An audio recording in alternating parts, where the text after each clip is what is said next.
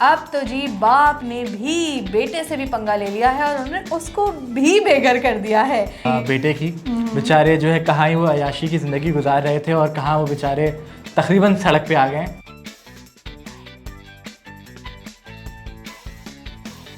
Hello, Assalamu alaikum and welcome back on your favorite show which is a drama review show on Very Filmy। मैं हूँ आपकी दोस्त और आपकी host Sania Saeed और हम एक बार फिर से अपने गेस्ट को इंट्रोड्यूस करा दें जो कि हैं जी मुनीब।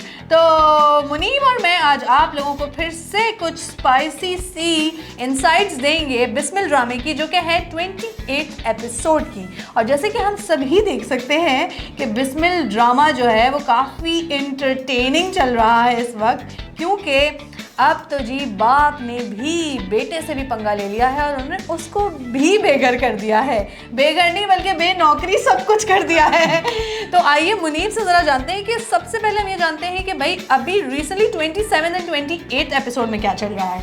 तो आप बताएं जी, आपको कैसा लगा ये 27 एंड 28 एपिसोड? तो अच्छा है। बहुत टेंस हो गई है ज़िंदगी बेटे की।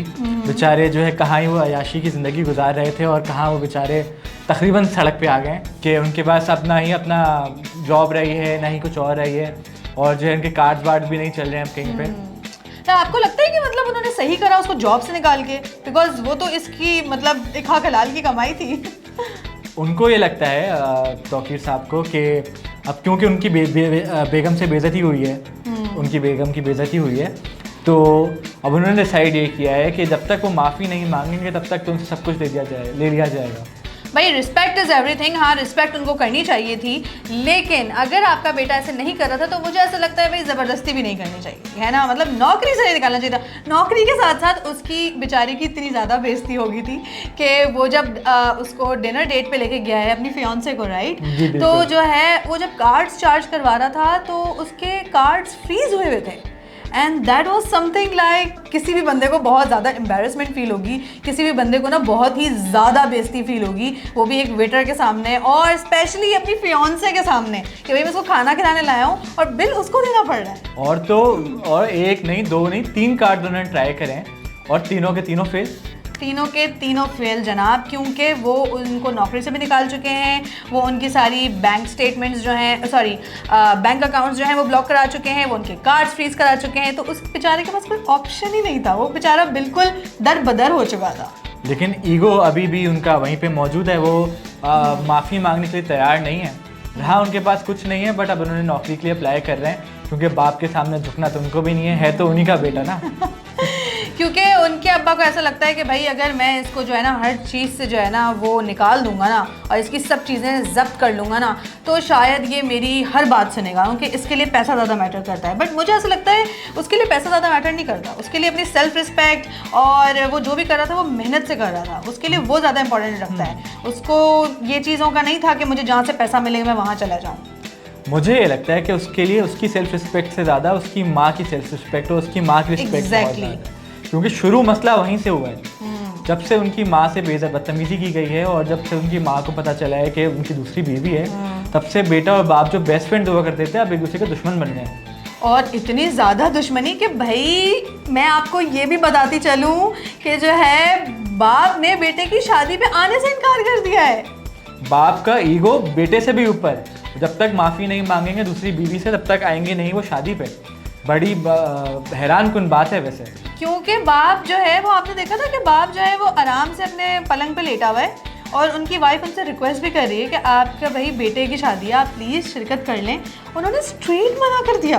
वो तो मेहंदी में तो वो आए ही नहीं। उसके बाद भी उन्होंने जब अगली दिन उनसे हाथ जोड़ के माफ़ी मांगी और बोला मैं एक्सेप्ट कर लूँगी मासूमा को, तब वो थोड़ा माने।